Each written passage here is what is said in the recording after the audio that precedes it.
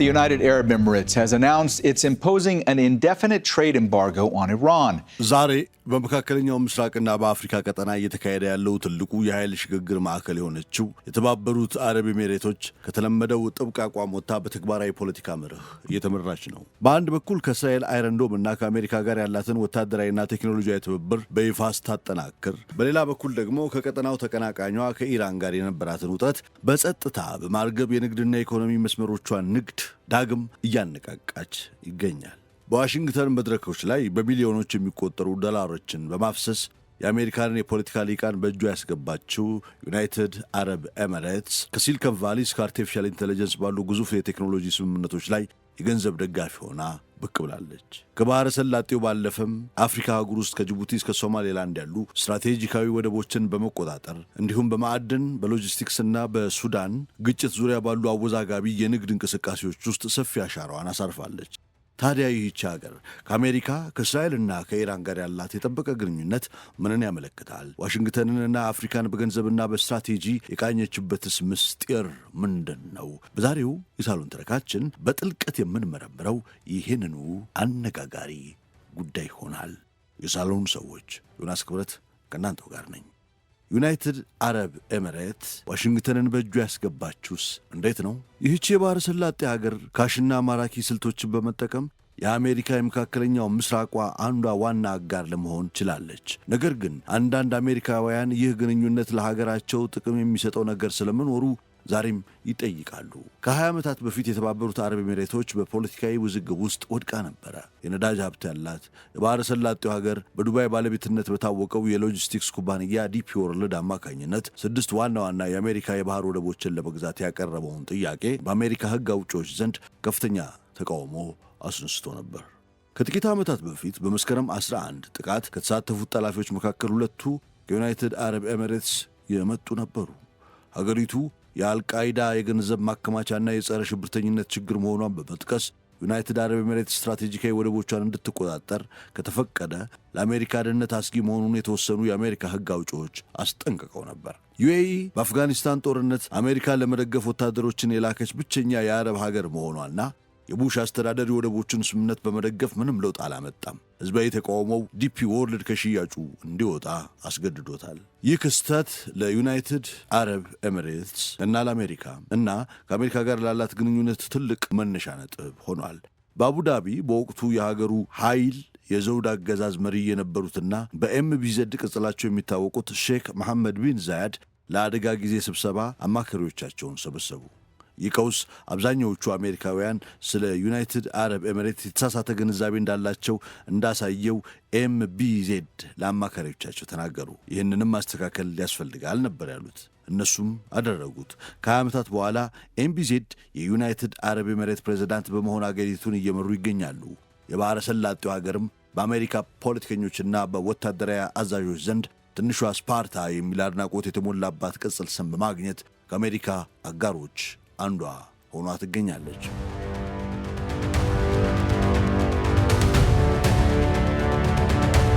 ሰሞኑን አሜሪካ ከዩናይትድ አረብ ኤሚሬትስ ጋር በመሆን ወታደራዊ አርቲፊሻል ኢንቴሊጀንስ ልማትን ለማፍጠን እየሰራ መሆኑን አሳውቋል። ከወታደራዊ ትብብር ባሻገር አቡዳቢ በሚተዳደረው 1.7 ትሪሊዮን ዶላር የሉዓላዊ ሀብት ፈንዶችና በመንግሥት የተደገፉ ንግዶች አማካኝነት በአሜሪካና በፕሬዚዳንት ዶናልድ ትራምፕ ቤተሰብ ላይ ከፍተኛ ኢንቨስትመንት አድርጓል። በሪፐብሊካን ቁጥጥር ስር ያለው ኮንግረስ አሁን በአሜሪካ ብሔራዊ ደህንነት ላይ ስጋት በሚፈጥሩ አካባቢዎች በሚደረጉ ኢንቨስትመንቶች ላይ ያን ያህል ዓላማ የለውም። ትራምፕ የኤሚሬትስ ኳስ ባለቤቶች በጣም የላቀ የአሜሪካ ኮምፒውተር ቺፖችን እንዲያገኙ በቅርብ ፈቅደዋል።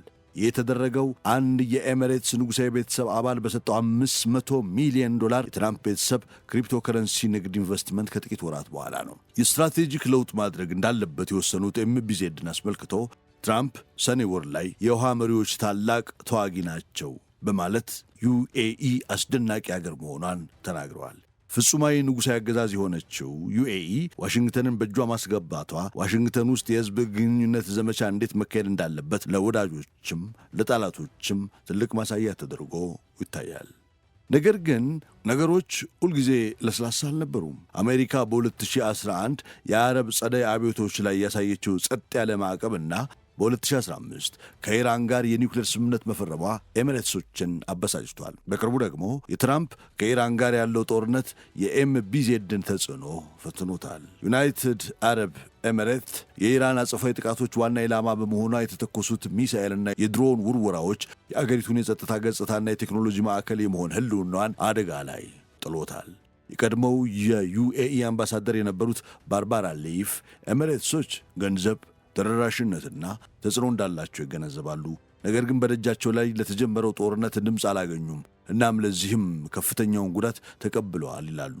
ሆኖም ይህ በልብ ከመርዳት ይልቅ በአቡዳቢ ያለውን አቋም ይበልጥ አጠናክሮታል። ከአሜሪካ ጋር ያላትን አጋርነትና ከእስራኤል ጋር ያላትን የቅርብ ግንኙነት ስትራቴጂካዊ ውሳኔ አድርገዋለች። ባለሥልጣናቱ መንገዱን መቀጠል ብቻ ሳይሆን ትስስሩን ለማጠናከር ማቀዳቸውን ይናገራሉ። ትራምፕ የ80ኛ ዓመት ልደታቸውን በዋይት ሃውስ ሳር ሜዳ ላይ ሲያከብሩ የተገኙት 2 አምባሳደሮች ብቻ ነበሩ። የብሪታንያው ሰር ክሪስቲያን ተርነር እና የዩናይትድ አረብ ኤሚሬቱ ዩሱፍ አልኦታይብ ናቸው። የኤምቢዜድ የቀድሞ አማካሪ የሆኑትና በከተማው ጆርጅ ታውን ዩኒቨርሲቲ የተማሩት ኦታይብ አሜሪካውያን የሚያስቡትን ሳይሆን የተለየችውን ዩኤኢ ለማሳየት በ2008 ወደ ዋሽንግተን ተልከዋል። ዋናው መሳሪያ ገንዘብ ነበር። በፖለቲካ ውስጥ ገንዘብን የሚከተለው ኦፕን ሴክሬትስ እንደሚያሳየው ዩኤኢ ባለፉት 10 ዓመታት ውስጥ ብቻ በዋሽንግተን ዲሲ ከ207 ሚሊዮን ዶላር በላይ አውጥታለች። ከባሕረ ሰላጤ ጎረቤቶቿ ሳውዲ አረቢያ 1.22 ቢሊዮን ዶላር እና ኳታር 267 ሚሊዮን ዶላር ጋር በመሆን በዓለም ከሚገኙ ከፍተኛ አውጪዎች መካከል ዩኤኢ ትመደባለች። በተጨማሪም ከአትላንቲክ ካውንስል እስከ ሲኤስአይኤስ እና ራንድ ድረስ ባሉ ታዋቂ የምርምር ተቋማት ላይ ገንዘብ አፍስሳለች። በርካታ ዓለም አቀፍ ኮንፈረንሶችን አስተናግዳለች። እናም ኦታይብ ከመምጣቱ በፊትም ድርጅታዊ የዩኤኢ አሜሪካ የንግድ ምክር ቤት አቋቁማለች፣ መስርታለች። ነገር ግን በዋሽንግተን ፖለቲካ ውስጥ ማሰስ የሚቻል የተለየ ችሎታ ያለው ራሱ ኦታይብ በጣም ተጽዕኖ ፈጣሪው አካል ነው። ኦታይብ በሁለቱም የአሜሪካ ፖለቲካ ፓርቲዎች ውስጥ ድጋፍን ለመፍጠር ሌት ተቀን ሰርቷል ይላሉ አንድ የቀድሞ ከፍተኛ የውጭ ጉዳይ ሚኒስትር ባለስልጣን። ብዙ የቀድሞ ባለስልጣናትና የኮንግረስ ሰራተኞች በዩኤኢና አሜሪካ መካከል ያለውን ጠቃሚ ግንኙነት የሚያወድሱ ጽሑፎችን መጻፋቸው የሚገርም ነው ይላሉ። ኤምቢዜድ ወይንም መሐመድ ቢን ዛያድ በ2024 ከፕሬዚዳንት ባይደን ጋር ለመገናኘት አንድ ኦፊሴላዊ የሀገር ውስጥ ጉብኝት አድርገዋል። ነገር ግን ኦታይብ በዩናይትድ አረብ ኤሚሬት ላይ ያደረጉትን ስትራቴጂካዊ ለውጥ እንደ ሳውዲ አረቢያ ያሉ ጎረቤቶች ሊከተሉት በሚችሉት መልክ በከፍተኛ ብልህነት መርተዋቸዋል ይባላል።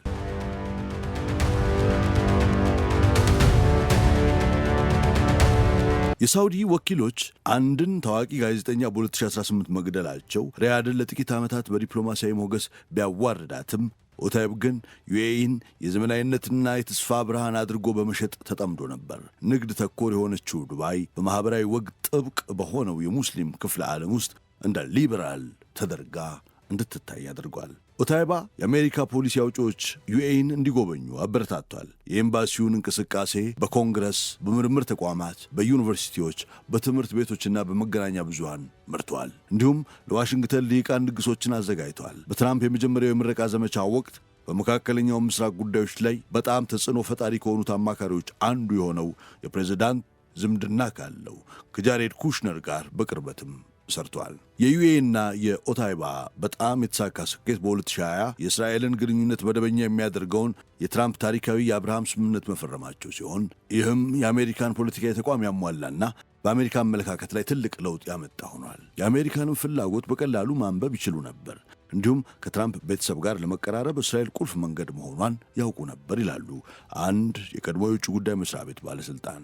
ከእስራኤል ጋር ያለው ጥብቅ ግንኙነት የሚሰነዘርባቸውን ትችቶች ሙሉ በሙሉ የሚሸፍን ግዙፍ ጋሻ ሆኖላቸው ነበር። ከገዢው ቤተሰብ ጋር ቅርበት ያላቸው ሰዎች እንደሚሉት ለኤምቢዜድ ከአሜሪካ ጋር ያለውን ግንኙነት ማጠናከር በርካታ ስትራቴጂካዊ ግቦችን ያካትታል። እነዚህም ኢኮኖሚውን ከፔትሮ ዶላር ጥገኝነት ማላቀቅ፣ ዓለም አቀፍ የአርቲፊሻል ኢንቴሊጀንስ ማዕከል መሆንና ከክልሉ ሀያል አገር ከሳውዲ አረቢያ ጥላ ውጪ የራሱን መንገድ መቅረጽ ናቸው። የዩኤኢ የቀድሞ አምባሳደር የሆኑት ባርባራ ሊፍ እነሱ ከጥንት ጀምሮ እስራኤልንና ሲንጋፖርን እንደ መካከለኛና ትናንሽ ሀገራት እንደ ምሳሌ ይመለከቷቸዋል ይላሉ። የተባበሩት አረብ ኤሚሬት ዋና ዋና የአሜሪካ የባህር ወደቦችን ለመግዛት ካደረገችው ውድቀት ከ20 ዓመታት በኋላ አሁን በበለጠ ውድ በሆነው የቴክኖሎጂ ዘርፍ ውስጥ ከፍተኛ ድርሻዎችን ማግኘት ትችላለች። ከዩናይትድ አረብ ኤሚሬት ጋር በቅርበት የሰራ አንድ የባይደን አስተዳደር ከፍተኛ ባለስልጣን የእኛ የቴክኖሎጂ ኢንዱስትሪ ከኤሚሬትስ ገንዘብ ጋር እንዴት እንደተሳሰረ ማየት አስፈሪ ነው ብለዋል። እንደ አቡዳቢው የሉዓላዊ ሀብት ፈንድ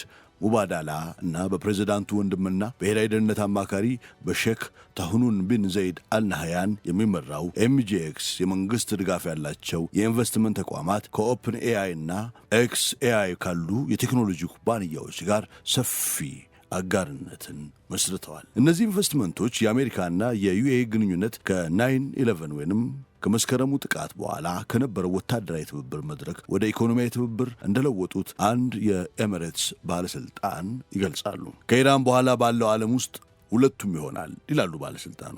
በአሜሪካ የመከላከያ ኢንዱስትሪ ውስጥ የምንገዛው ሳይሆን የምንገነባው ነገር ነው ዋነኛው። የምንገነባቸው ዳታ ሴንተሮችም ከማይክሮሶፍት፣ ከኤንቪዲያ፣ ከብላክ ሮክ እና ከኦፕን ኤአይ ጋር በመተባበር የሚከናወኑ ናቸው ብለዋል። ስለ ኢንቨስትመንቶቹ ሲናገሩ የዩኤኢ ዋና ዕቅድ የቴክኖሎጂ ልብን በአገር ውስጥ መገንባት መሆኑን የገለጹት አንድ የኤሚሬትስ ባለስልጣን እኛ ተጠቃሚ ብቻ አይደለንም፣ አብሮ አብቃይ ኢንቨስት አድራጊዎች እንጂ ብለዋል። ኤሚሬትስ ስትራቴጂካዊ የኢንቨስትመንት ስልት ብዙ ትላልቅ መኪኖችን ቅድሚያ ባሉበት ውድድር ውስጥ እንደሚገባ ትንሽ መኪና እየተዘጋጀ ነው። በመጀመሪያዎቹ ቀናት ጥሩ የሚመስሉ ነገሮች ላይ ገንዘብ መርጨት ብቻ ነበር ይላሉ አንድ ባለስልጣን። ነገር ግን ኤሚሬትሶች ሲሊኮን ቫሊን እየተረዱ ሲሄዱ ሰፊ እውቀት ያላቸው ባለሀብቶች ሆነዋል። ትክክለኞቹ ስምምነቶች የት እንዳሉ ያውቃሉ ባይ ናቸው።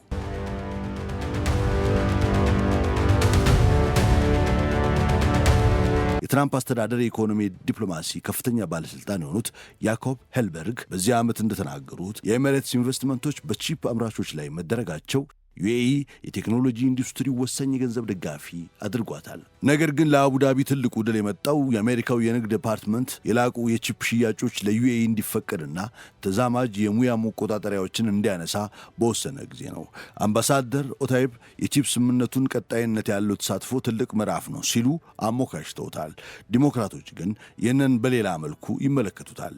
የአሩባ ኮንግረስ አባል የሆኑት ያዝሚን አንሳሪ ይህ በአሜሪካ ታሪክ ውስጥ ትልቅና በጣም ግልጽ የሆነ የሙስና ዕቅድ ሊሆን ይችላል ብለዋል። ይህ ቁጣ የመጣው በሼክ ታህኑን ኤምጄክስ አማካኝነት ባለፈው ዓመት በትራምፕ ምርቃት ወቅት በትራምፕ ቤተሰብ ክሪፕቶ ንግድ ወርልድ ሊበሪቲ ፋይናንሻል ላይ የ49 በመቶ ድርሻ በመግዛቱ ምክንያት ነው።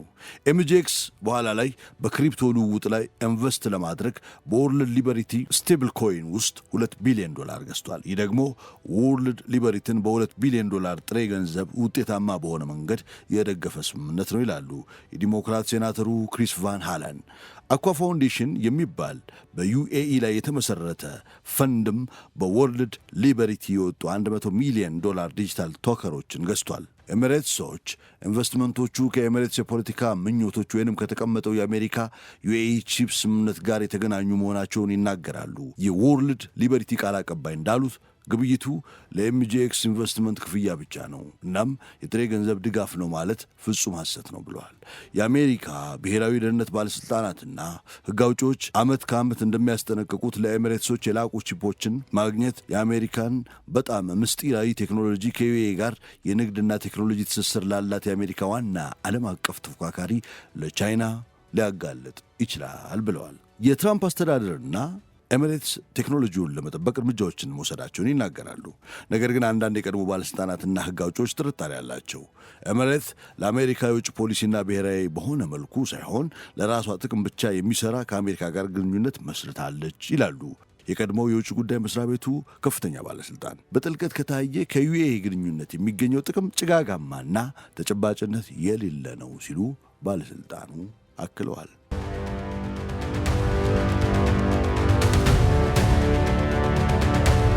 ለዩናይትድ አረብ ኤሚሬት ዲፕሎማሲና ኢንቨስትመንቶች በሌሎች በጸጥታ መንገዶችም ፍሬ አፍርተዋል። አሜሪካውያን ፖለቲከኞች በሌሎች ዘንድ ሲታዩ በበጎ የማይመለከቷቸው እንደ ቻይና ጋር ያለ የጋራ ወታደራዊ ልምዶችን ማካሄድ ወይንም ደግሞ የጦር ወንጀሎች ተከሳሽ የሆነውንና የዲሞክራት ሕግ አውጪ ሰራ ጃኮብስ በቃል ደረጃ የዘር ማጥፋት እያደረገ ነው ያለው የሱዳኑ ሚሊሻ በጦር መሳሪያ መርዳት የመሳሰሉ ድርጊቶችን እንድትፈጽም አድርገዋታል። የኤሚሬትስ ምሁሩ አብድልካሊቅ አብዱላህ ዩኤኢ ሕገወጥ የኢራን የገንዘብ ዝውውር ማዕከል በመሆን ለወሰደችው አደጋ ሚና እንዳላት ተናግረዋል። ይህ ጉዳይ ከጦርነቱ በፊት ለኢራን ሕልውና እጅግ ወሳኝ ስለነበረ ትራምፕ በዚህ ዓመት ዩኤኢ ለኢራን ሐይቅ ናት ብለው ማለታቸውም ተሰምቷል። ከኢራን ጋር በተያያዙ የግምጃ ቤት ማዕቀቦች ላይ የተደረገ የፋይናንሻል ታይምስ ትንታኔ እንደሚናገረው አቡዳቢ ከቴህራን ጋር ባህላዊ ጠንካራ አቋም ቢኖራትም ዩኤኢ ከቻይና በመቀጠል ሁለተኛው የብዙ ጊዜ የተጠቀሰች ሀገር ናት። በማዕቀብ ስር የሚገኙ 277 አካላትና ግለሰቦች መካከል 22 በመቶ የሚሆኑት ዜግነት አድራሻ ወይንም የኮርፖሬት ምዝገባ በዩኤኢ ውስጥ አላቸው። ሴናተር ቫን ሃለን ዩኤኢ እዚህ ዋሽንግተን ውስጥ ብዙ ተጽዕኖ አላት፣ በጣም ብዙ ተጽዕኖ ይላሉ። ምንም እንኳን ከፍተኛ ተጽዕኖ ቢኖራትም ዩናይትድ አረብ ኤሚሬት፣ አሜሪካና እስራኤል በዚህ ዓመት በኢራን ላይ ጦርነት ከመጀመር አልታገደችም። ግጭቱ አንዴ ከጀመረ ጀምሮ የባሕረ ሰላጤው ሀገር ከዋሽንግተንና ከኢየሩሳሌም ጋር ያላትን ትስስር ለማጠናከር የኮንግረስ ውሳኔዎችን ወስዷል። አልፎ ተርፎም ጊዜያዊ የአየር ላይ ጥቃቶችን በኢራን ላይ አስጀምረዋል።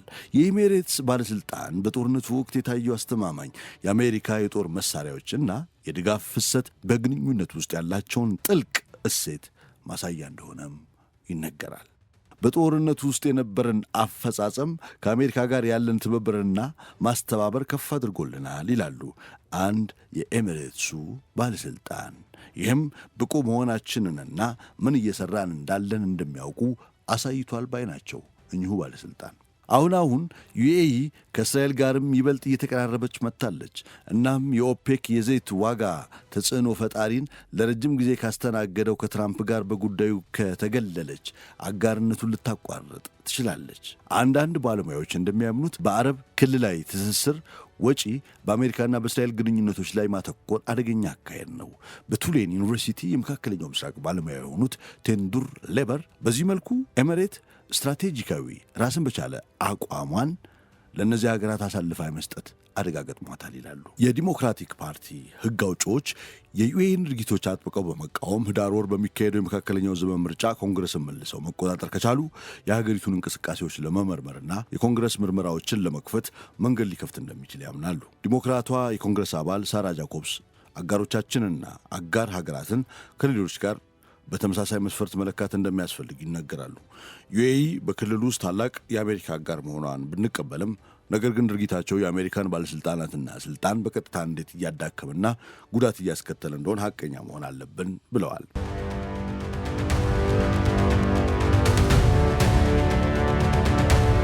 ኤሚሬት ከነዳጅ ውጪ ለሆነ ጊዜዋ ንግድንና ሀብቶቿን ለማስተሳሰር በምታደርገው ጥረት በመቶ ሚሊዮኖች የሚቆጠር ዶላር ወደ አፍሪካ አህጉር እያፈሰሰች ትገኛለች። ነገር ግን አንዳንድ አካላት ይህ የቅርብ ግንኙነት የተሰባበረ ሀገራትን ሉዓላዊ አደጋ ላይ ሊጥል ስለመቻሉ ጥያቄዎች ያነሳሉ።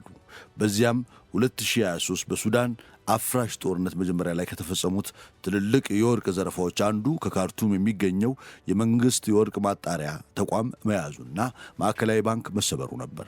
በዚህም ቢያንስ 1.5 ቶን ወርቅ የተዘረፈ ሲሆን በወቅቱ የነበረው ዋጋ 100 ሚሊዮን ዶላር ይደርስ ነበር። ብዙም ሳይቆይ ከተዘረፈው ወርቅ ውስጥ አብዛኛው የትም እንዳልሄደ ግልጽ ሆኗል። ከደቡብ ሱዳን ዋና ከተማ አውሮፕላን ማረፊያ ተጭኖ ወደ ዩናይትድ አረብ ኤሚሬት አቅጣጫ የሚበሩ አውሮፕላኖች ተጭነዋል። ኤሚሬትስ ወርቁን ለመውሰድ አንዳንዴ ሲቪል አንዳንዴ ወታደራዊ የጭነት አውሮፕላኖችን ልካለች ሲል አሰላፊው ተናግሯል። ይህ ክስተት ኤሚሬት በአፍሪካ የውጭ ማዕከላዊ ካፒታል በመሆንና ባለፉት 10 ዓመታት ውስጥ በአህጉሪቱ ላይ ትልቁን አሻራ ካሳረፉ የውጭ ኃይሎች አንዷ ሆና በመጫወት ላይ መሆኗንም ይናገራል። በአውቶክሪያሳዊ መሪ ኤምቢዜድ ወይም መሐመድ ቢን ዛይድ አዛዥነት የምትመራው ይህቺ አነስተኛ በረሃማ ሀገር ከነዳጅ ውጭ ላለው ጊዜዋ ንግድና ሀብቶቿን ለመቆጣጠር በማሰብ ኢንቨስትመንት ተጽዕኖንና ወታደራዊ መሳሪያዎችን በአፍሪካ ውስጥ በሰፊው እያሰራጨች ትገኛለች። ዩኤኢ የኃይል ማሳያ ከወደቦቿ አንስቶ እስከ አረንጓዴ ኤነርጂ ፕሮጀክትና የኢንዱስትሪ ደረጃ እርሻዎቿ ድረስ በአህጉሪቱ ተዘርግቷል። የምግብ ዋስትናን ለማረጋገጥ ሚሊዮኖች የሚቆጠሩ ሄክታር የግብርና መሬቶችን ተከራይታለች። እንዲሁም ለኤነርጂ ሽግግርና ለታዳጊው የመከላከያ ሴክተሯ ወሳኝ ማዕድናትን ለማግኘት ከዲሞክራቲክ ሪፐብሊክ ኮንጎ እስከ ጊኒ የማዕድን ፍለጋ መብቶችን አግኝታለች። ኤሚሬትስ ፈጣንና ከፍተኛ የምጣኔ ሀብት እንቅስቃሴ ቻይና በሺህ ዓመቱ መባቻ ላይ አህጉሪቱን ማግባባት ከጀመረችበት ጊዜ አንስቶ ታይቶ የማይታወቅ ትልቅ የጂኦፖለቲካዊ ለውጥ እንዳመጣ ያሳያል። ነገር ግን የተሳትፎ የራሱ ዋጋ አለው። ዩኤኢ የንግድ የኢንዱስትሪና የወታደራዊ ትስስር ስንጥቆችን በመሸፈን በተለይም በጦርነት በወደመችው ሱዳን ውስጥ የተሰባበሩ ሀገራትን ሉዓላዊነት የሚያዳክምና ስጋት የሚፈጥር ስርዓት እየዘረጋች ትገኛለች። የኤሚሬትስ ባለሥልጣናት በአፍሪካ ህዝቦችን በማረጋጋትና ኢንቨስትመንትን በማስፋፋት ረገድ የሚጫወቱት ሚናን አጥብቀው ይከላከላሉ። የሊባኖስ ኤሚሬትስ የሚዲያ ባለሥልጣንና የፖሊሲ ተንታኝ የሆኑት ካሪም ኬሌች ዩኤኢ በአፍሪካ የወደፊት ዕጣ ፈንታ ላይ ብቻ ሳይሆን መረጋጋቷንና ብልጽግናዋን በመወሰን ረገድ ድርሻ ሊኖራት ይገባል ይላሉ። ነገር ግን አቡዳቢን ባለፉት ጊዜያት ተቃውመው የነበሩ አፍሪካውያን ፖለቲከኞች ጥንቃቄ ያደርጋሉ። ዩኤኢ አፍሪካዊ እንቅስቃሴ በፖርት ኮንቬንሽንስ የጀመረ ሲሆን የዱባይ የንግድና የሎጂስቲክስ ማዕከል አካል የሆነው ዲፒ ወርልድ በ2000ዎቹ ዓመታት ውስጥ በጅቡቲ፣ ማፑቶ እና ዳካር የመጀመሪያዎቹን የኮንቴይነር ተርሚናል ድርድሮች በከፍተኛ ሁኔታ አሸንፏል። የሎጂስቲክስ ግዙፍ ድርጅት ከዚያን ጊዜ ወዲህ በአፍሪካ በእስያና በመካከለኛው ምስራቅ መካከል ያለውን ንግድ በማስተሳሰር በኃይል እያሰፋው ይገኛል። በ2006 ከተመሠረተው አቡዳቢ ፖርትስ ጋር በመሆን ዲፒ ወርልድ በአሁኑ ወቅት በ17 የአፍሪካ ሀገራት ውስጥ ወደቦችን፣ የውስጥ ተርሚናሎችን እና የነፃ ንግድ ዞኖችን እያስተዳደረ ይገኛል። የዲፒ ወርልድ የሎጂስቲክስ መረብ በዱባይ ማዕከሉ በኩል ይፈሳል። በዱባይ ኢንተርናሽናል ፋይናንስ ሴንተር መረጃ መሠረት በአፍሪካና በባሕረ ሰላጤው ሀገራት መካከል ያለው የንግድ ልውውጥ አሁን ከ100 ቢሊዮን ዶላር በላይ አልፏል። አብዛኛው ድርሻ ደግሞ ከዩኤኢ እና ከሳውዲ አረቢያ የሚመጣ ነው። የኤሚሬትስን ሁለገብ የአፍሪካ አቀራረብ በቅርበት የሚከታተሉ የውጭ ጉዳይ ተመራማሪና የፖሊሲ ተንታኝ እነዚህን ጥረቶች በዩኤኢ የአፍሪካ ፖሊሲ ማዕከል ውስጥ የሚገኙ የተጽዕኖ ኃይሎች ሲሉ ይገልጿቸዋል። ነገር ግን አቡዳቢ እያደገ የመጣው ተጽዕኖ በገንዘብ ላይ የተመሠረተ ነው። በአንዳንድ ግምቶች መሠረት ዩኤኢ ባለፉት 10 ዓመታት ውስጥ ለአፍሪካ ትልቁ የካፒታል ምንጭ ሆናለች። ከ2017 ወዲህ ድንበር ተሻጋሪ የውጭ ቀጥተኛ ኢንቨስትመንት ፕሮጀክቶችን በሚከታተለው የፋይናንሻል ታይምስ መረጃ አንዳንዴ ከእውነተኛ ውጤት ይልቅ የፍላጎት መገለጫ የሆኑ ከ1.68 ቢሊዮን ዶላር በላይ ዋጋ ያላቸው ኢንቨስትመንቶች መታወቁን አሳውቋል። በእነዚህ በርካታ ኢንቨስትመንቶች ዋና መሳሪያ የሆነው የ240 ቢሊዮን ዶላር ዓለም አቀፍ ሆልዲንግ ኩባንያ ሲሆን ኩባንያው የሚመራው በዩኤኢ ብሔራዊ ደህንነት አማካሪና የፕሬዝዳንቱ ወንድም በሆኑት በሼክ ተህኑን ቢን ዘይድ አልናህያ ነው።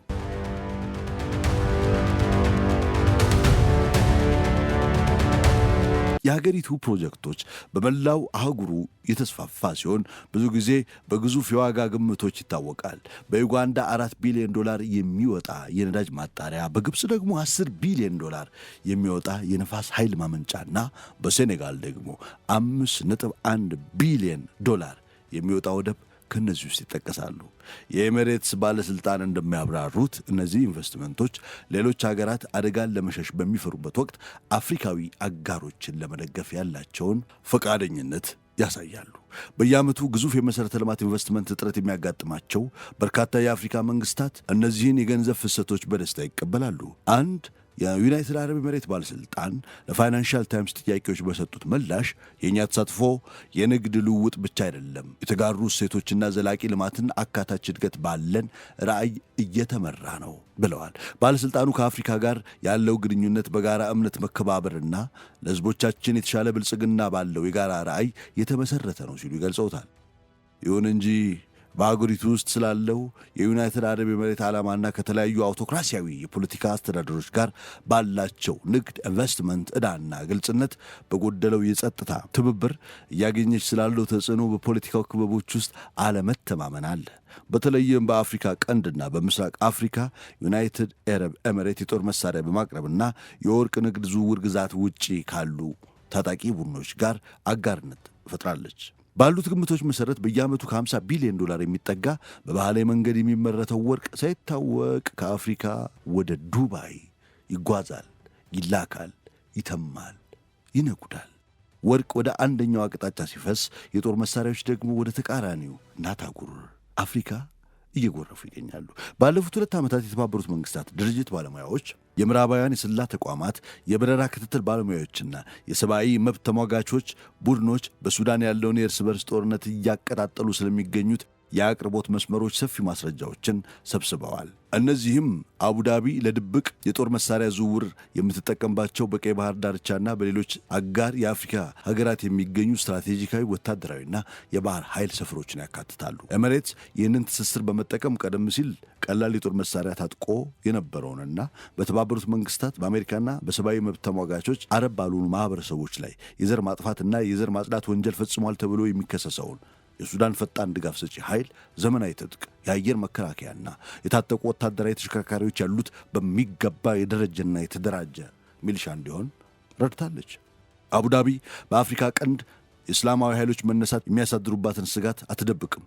እንዲሁም በክልሉ ከሚገኙ የተለያዩ መንግስታት ጋር የጸጥታ ስምምነቶች አሏት። ይሁን እንጂ አንድ የኤሚሬቱ ቃል አቀባይ ኤሚሬትስ በሱዳን ለሚገኙ ለማንኛውም ተፋላሚ ወገን ወታደራዊም ሆነ የገንዘብ ድጋፍ አላደረገችም፣ እያደረገችም አይደለም ብለዋል።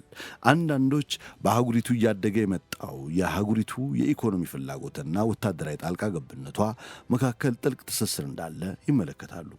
ከቻይና በተለየ መልኩ ዩናይትድ አረብ ኤሚሬት በተለይም አቡዳቢ በአፍሪካ ፖለቲካ ውስጥ አሉታዊ በሆነ መንገድ ጣልቃ ገብታለች ይላሉ። በአህጉሪቱ እንደሚገኙት በርካታ ታዋቂ ሰዎች ሁሉ ለደህንነታቸው በመስጋት በግልጽ ለመናገር ፈቃደኛ ያልሆኑ አንድ የምዕራብ አፍሪካ ከፍተኛ የእስልምና እምነት መሪ የንግድ ፍላጎትና የኃይል ተጽዕኖ መስፋፋት ቁርኝት በጉልህ ከሚታይባቸው ቦታዎች አንዱ በሶማሌላንድ የምትገኘዋ በርበራ ናት። ይህ ወደብ በዓለማችን እጅግ በተጨናነቀው የአደን ባህረ ሰላጤ የባህር ላይ ኮሪደር ላይ ባለው ስትራቴጂካዊ አቀማመጥ ለረጅም ጊዜ ሲወደስ ቆይቷል። እየፈራረሱ ያሉ የኦትማን ቪላዎች፣ በባህር ዳርቻ የሚገኙ የብሪታንያ መድፎችና የሶቪየት ዘመን የሆነው የ4.2 ኪሎ ሜትር ማኮብኮቢያ የድሮ የሀያላን መንግስታት ፍላጎት ይመሰክራሉ። ወደቡን ሲመለከቱ በዱባይ መንግስታት ባለቤትነት ስር የሚተዳደረውና ዲፒ ወርልድ የተባለው ግዙፉ ዓለም አቀፍ የሎጂስቲክስ ኩባንያ ከ450 ሚሊዮን ዶላር በላይ ኢንቨስትመንት አካል በመሆን ግዙፍ የክሬንና መጫኛ ማሽኖችን በወደቡ ላይ ተተክለዋል። ከክሬኖቹ በተጨማሪ ዩናይትድ አረብ ኤሚሬት የማከማቻ መሰረተ ልማቶችን ያሳደገች ሲሆን በርበራን ከሶማሌላንድ ፈጣን እድገት እያስመዘገበች ካለችው ጎረቤት ኢትዮጵያ ጋር የሚያገናኝ የ250 ኪሎ ሜትር አውራ ጎዳና ገንብታለች፣ ዘርግታለች።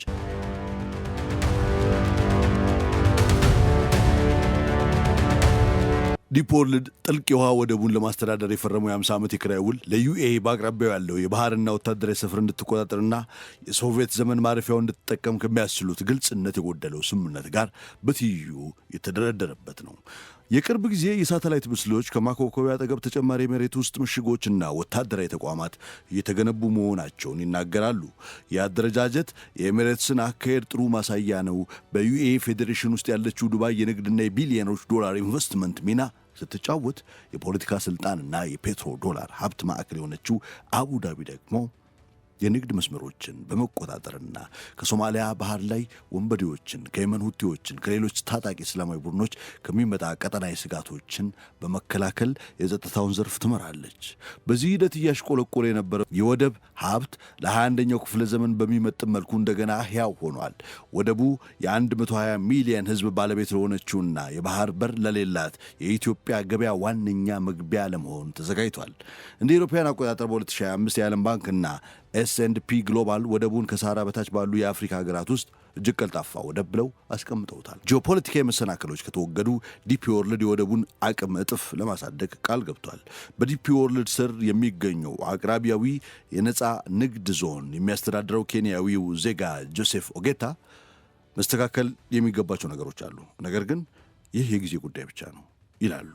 ኩባንያው የኤሚሬትስ ኢምፔሪያላዊ ዲዛይን መነሻ ነው የሚለውን ሐሳብም በሳቅ አባርቆታል። እኛ እዚህ ቫስኮ ዳጋማን እየተጫወትን አይደለም በማለት በ16ኛው መቶ ክፍለ ዘመን ፖርቹጋላዊው መርከበኛ ጋር በማያያዝም ይነገራል።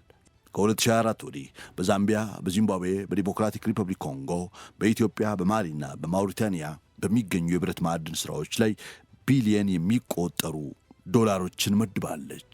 ዩኤኢ በምስራቃዊ ዲሞክራቲክ ሪፐብሊክ ኮንጎ ባሉት ባለቤቶች በኩልም በዓለም አቀፍ የማዕድን አቅርቦት ላይ ያላቸውን ቁጥጥር አጠናክረዋል።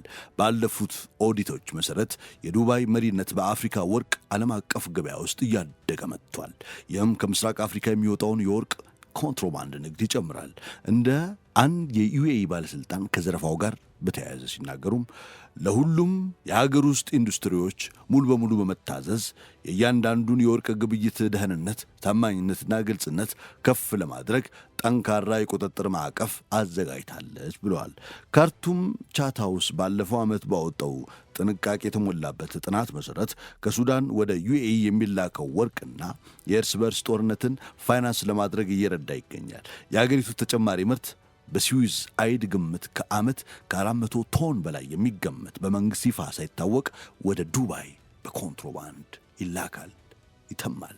በአፍሪካ የምዕራባውያን ለጋሽም ማፈግፈግ መካከለኛ ሀገራት ክፍተቱን እንዲሞሉ እድል ሰጥቷቸዋል። ዩኤኢ ብቻ አይደለችም። ቱርክ፣ ሳውዲ አረቢያ፣ ቀጣርና ሌሎች ሀገራት ውድድር ላይ ናቸው። እንዲሁም ውድድሩ እየተጠናከረ ነው። ከነዚህም መካከለኛ ሀገራት ሁሉ የባሕረ ሰላጤው ሀገር በጣም ንቁ ነበረች። ጣሊያናዊው ተመራማሪ አርድ ማጋል ዩኤኢ በብዙ የአፍሪካ ሀገራት መካከል በመንግሥት ደረጃም ሆነ ከሌሎች አካላት ጋር ጠንካራ አጋርነትን ዘርግታለች ይላሉ። እነሱም ከተለዋዋጭ ሁኔታዎች ጋር በመላመድ ረገድ በጣም ውጤታማ መሆናቸውን አሳይተዋል። በአፍሪካ አህጉርም በወደቦች፣ በሎጂስቲክስ እና በማዕድን ኢንቨስትመንቶች እየሰራች ያለችው ጥልቅ አሻራ አህጉሪቱን በበጎም ሆነ በባለጸጋ ደረጃ ሊረዳ ቢችልም የሀገራትን ሉዓላዊነትና የደህንነት ስጋት የሚፈታተን በመሆኑ መዘዙ ቀላል አይደለም። በአጠቃላይ ዩኤኢ የዛሬውን የዓለም ፖለቲካ ካርታ በገንዘብና በብልሃት በመቃኘት ላይ የምትገኝ መጻኢ ዕጣ ፈንታዋ በእጅጉ የሚጠበቅባት ሀገር መሆኗን እነዚህ ሁሉ ሂደቶች በግልጽ ያሳያሉ።